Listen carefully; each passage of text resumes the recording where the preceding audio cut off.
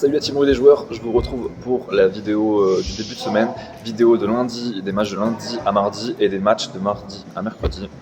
On en aura 4 donc au programme et début des playoffs, début des demi-finales en tout cas de conférence avec ces 4 matchs.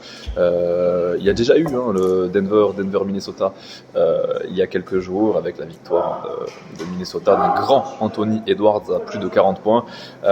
Hier s'est achevé le dernier match du premier tour entre Cleveland et Orlando, seule série qui est allée jusqu'au match 7 avec un succès comme vous avez pu le voir des Cleveland Cavaliers de Donovan Mitchell.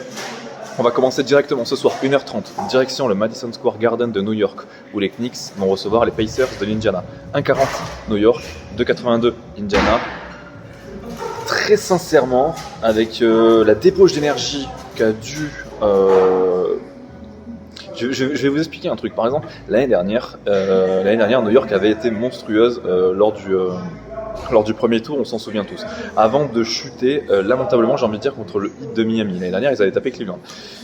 Et en demi-finale, les mecs, honnêtement, c'était rideau. Il n'y avait plus rien, il n'y avait plus d'énergie. Pourquoi ? Parce que quand on voit encore, lors du dernier match des Knicks de New York, un mec comme DiVincenzo a joué les 48 minutes de jeu. On le sait, coach Thibodeau est un coach très singulier et il a l'habitude de faire jouer au max ses meilleurs joueurs durant les playoffs, ce qui va leur causer énormément de blessures. On l'a vu, on a pu le voir avec Bogdanovic, qui est forfait maintenant pour la saison. On le sait, Julius Randle est également forfait. Indiana est au complet. Je pense qu'Indiana est capable de résister, peut-être pas de gagner, mais de résister dans un match qui va être très serré. Moi, je vois Indiana plus 6 pour ce soir. On va enchaîner direction le Colorado avec les Nuggets de Denver qui vont recevoir les Wolves de Minnesota. En revanche, donc, premier match remporté par les Wolves de Minnesota d'un Anthony Edwards qui était intenable, encore une fois.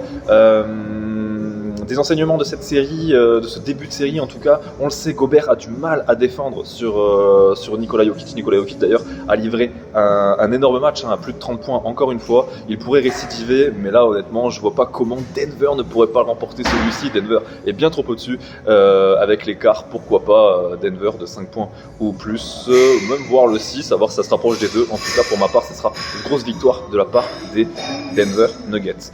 Là, à présent, nous allons basculer sur la carte de demain, c'est-à-dire les matchs qui se joueront de mardi à mercredi. Boston-Cleveland, premier match entre ces deux équipes. Honnêtement, j'ai rien contre Orlando, je vais même saluer leur parcours. En revanche, c'est quand même pas mal qu'on ait ce duel entre Cleveland et Boston. On va dire que c'est quand même bien plus sympa. Je pense que Orlando aurait été trop tendre dans une demi-finale de conférence Est contre les Celtics de Boston et retrouver Celtics Cavaliers en demi-finale, c'est quand même plutôt pas mal. Je pense que les Cavaliers vont pouvoir en prendre un ou deux, mais pas plus. En tout cas, pas le premier. Du côté de Boston, voilà, ils attendent ce match depuis trop longtemps, ça joue trop bien, on le sait, ils ont mis 4-1 à Miami. En revanche, la seule grosse mauvaise nouvelle pour Boston, c'est la blessure de Porzingis qui devrait être absent pour l'intégralité de cette série.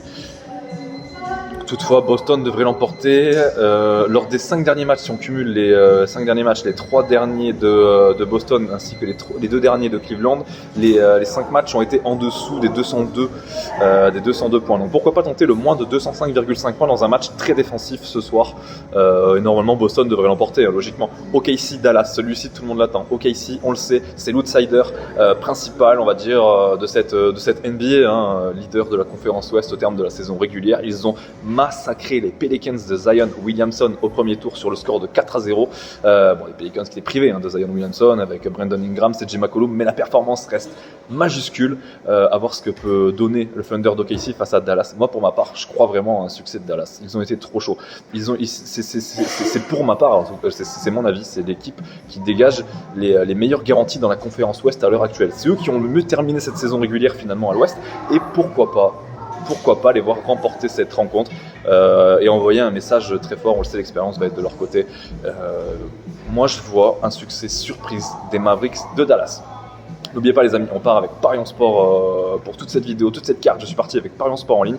Parion Sport qui vous offre un bonus à hauteur de 100 € en crédit de jeu non retirable, l'un des meilleurs bonus à l'heure actuelle sur le marché. Et toujours, les jeux d'argent sont interdits aux mineurs.